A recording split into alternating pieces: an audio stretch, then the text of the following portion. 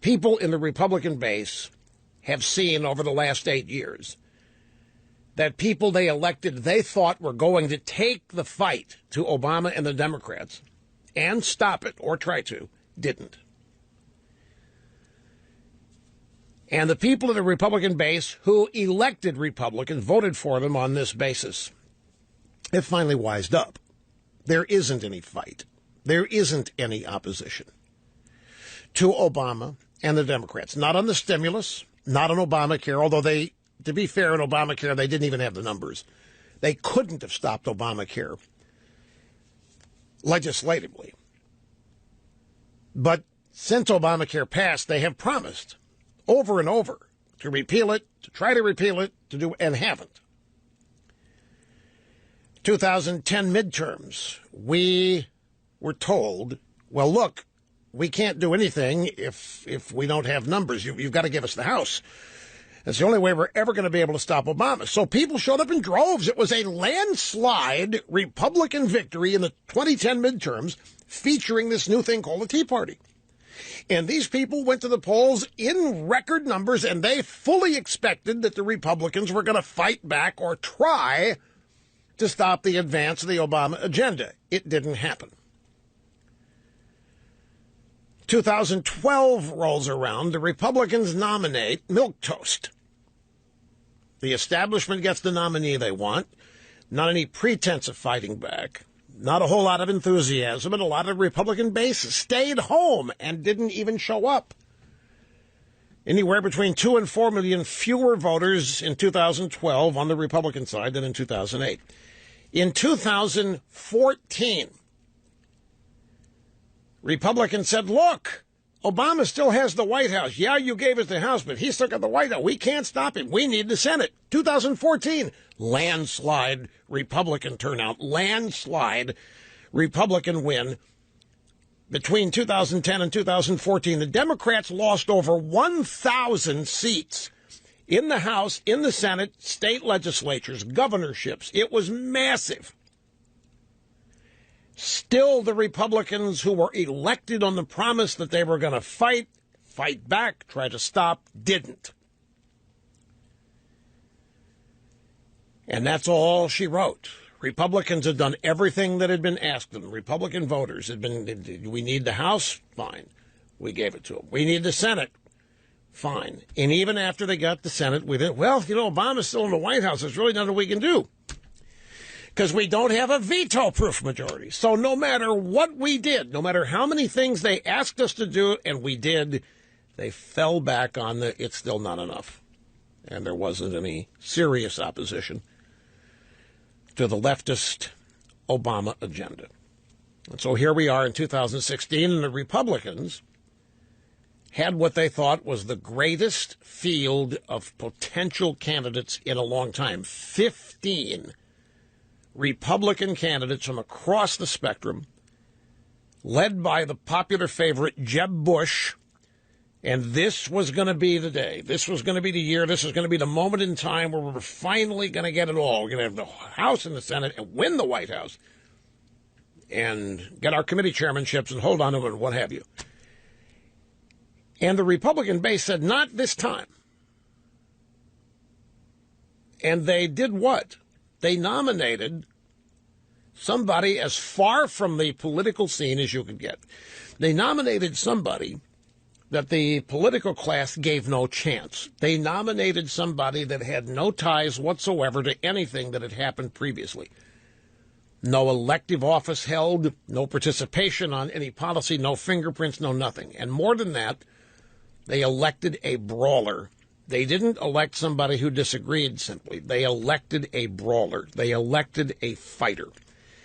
The Republican base changed its approach. It's not just that they chose an outsider. This is why I wanted to expand on my theory here.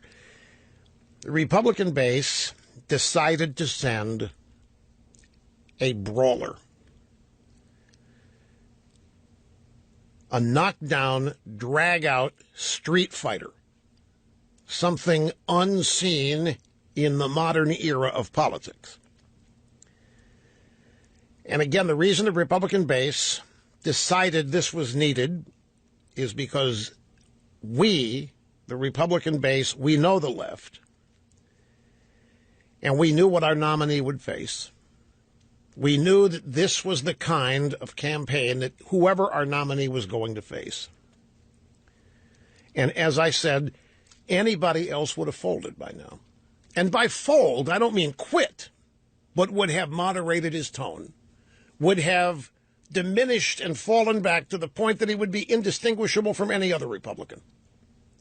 And the establishment would be supporting him, and he'd lose in a landslide. That's what I mean. Any other Republican nominee under this barrage would have wilted long ago, probably during the primaries. And the left is used to that. They are used to neutering Republican opponents. They are used to taking them out early. They are used to being able to mock them and destroy them and render them impotent months away from an election. This has not happened because the Republican base said, screw it. After all of these campaigns, with all of these assurances that they were going to fight back and stop, none of it happened. It was time to send a brawler. Now, I'm not describing an actual thought process that happened. I'm talking about Trump gets in, is the person he is, campaigns the way he did, and the Republican base said, yeah, this is what we're talking about, and overwhelmingly got behind him. And they got behind him not because of the usual reasons you get behind a candidate. Character and political experience and a record that you can examine. None of that mattered. All that mattered was somebody was going to happily and cheerfully take the arrows and throw them right back. Somebody was going to take all the shots and fire right back and not put up with any of it in defense of the voters.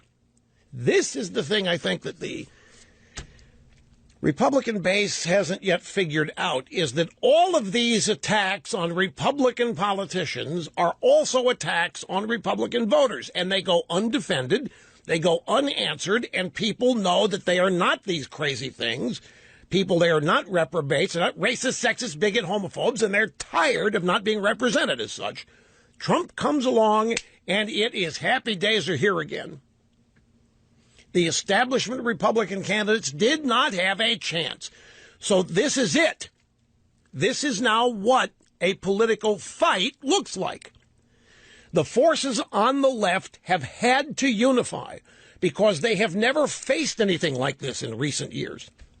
They are used to a docile and conforming and embarrassed Washington Generals type of opposition in the Republican Party. But the Republican base knew what any Republican nominee was going to get.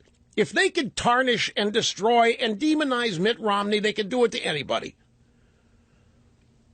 And so it didn't matter. Whoever was nominated was going to get the treatment that Trump is getting now. The Republican base wanted a fighter. They wanted a fighter, a brawler, and somebody was not going to give up and cave in and become like the Democrats in order to sue for peace. And thus, we have a genuine fight. This is what it looks like. It is in the sewer because that's where the left has taken it. We are in the sewer and the gutter because that's where the Hillary campaign and the media have taken it and are taking it and leaving it there. We are in the gutter, we are in the sewer, we are in the swamp because that's where the Democrats have taken it. It's not because of who Donald Trump is. We are in the sewer, we are in the gutter because that's the only way the Democrats know how to win, and they have not faced this in your lifetime or mine. Well, I always have to exempt Reagan. Reagan befuddled them and won 2 landslides. But we have a nominee who, for once, has no problem counterpunching. Wherever they hit him from, he hits back, whether it's in the sewer, So they're out there saying that Trump is this and that, and he's a horrible, rotten guy. And they're saying, okay, well, you guys have got this election rigged. You guys are taking unfair advantage. You're rigged. And they think that Trump's the reprobate. They're the ones that have taken us to the sewer. The Democrats, the media, the establishment have taken this campaign right. Maybe it's so low they look up and see the sewer. But we're there, not because that's who Trump is. We are there because that's where the Democrats have taken the campaign. Because the Democrats can never go high. The Democrats can never elevate. Here the Democrats have a chance because of what they've done. They have a chance to become the party of optimism and good cheer, and they can't do it because it's not who they are. So we're in the gutter. We're in the sewer. We are in the filth and the muck and the yuck because they have taken us there. And we've got a guy who's punching back from the filth, from the muck, from the sewer, whatever. And the Democrat Party and the media have not had to put up with this. They've not had to experience this. They're used to people rolling over for them. They're used to the opposition kowtowing, quitting, resigning, admitting whatever allegations are made.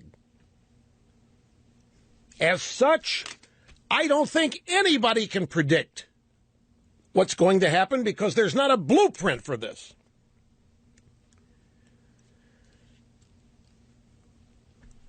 And that's why I think the way the left is behaving, the Democrats and all this outrage over Trump and the Republican headquarters gets blown up and it's Trump's fault. Can you imagine if a Hillary campaign was blown up? Do you think they'd be in the news every day and you think they'd be trying to find some Trump voter that didn't have any teeth to blame it on?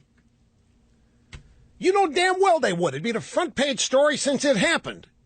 But since it's a Trump headquarters that blew up, ho-hum, no care, no concern. In fact, yeah, kind of makes sense. With the stuff Trump's been saying, yeah. As little Brian Stelter at CNN said, Trump's rhetoric. Trump's own words are responsible for his headquarters being firebombed. Sorry, we know that's caca. So they don't know what to do with a brawler like this. They don't know how to factor it. They don't know how to poll it. Hillary doesn't know how to deal with it. She's in hibernation. She chooses not to deal with it. The evidence is abundant that Mrs. Clinton is among the most corrupt. And if you want to talk about unfit and unqualified people to ever seek the office, she is it. And the fact that they cannot capitalize on what they claim Trump is, the fact that they can't get her positives up, they can't get her negatives down, the reason that they are not acting like they are reporting it's over. It's a landslide. Look at these polls. Trump has just alienated everybody. You can't turn on television without hearing that every woman in America hates Donald Trump. But then you watch them on TV and you read what they write and you listen to them talk and they don't reflect the good cheer, the happiness, the contentment that you would think real knowledge that it's over would bring you. They are continuing to hammer and destroy because that's who they are. Number one. And number two, they are not sure how to. Believe me, they can see these people at the Trump rallies, and they can sit there all day and say, well, that's just nothing scientific about that. It's not anecdotal. Of course, look at who these people are. They're just madcap extremists. Of course they're going to show up. Meanwhile, Hillary and Tim Kaine can't draw flies. And that's normal, too, they tell us. But it isn't normal. My long point here is that this is exactly what this was going to be. It was going to be a fight. This is a fight. The Democrats are not used to this kind of opposition and a fight.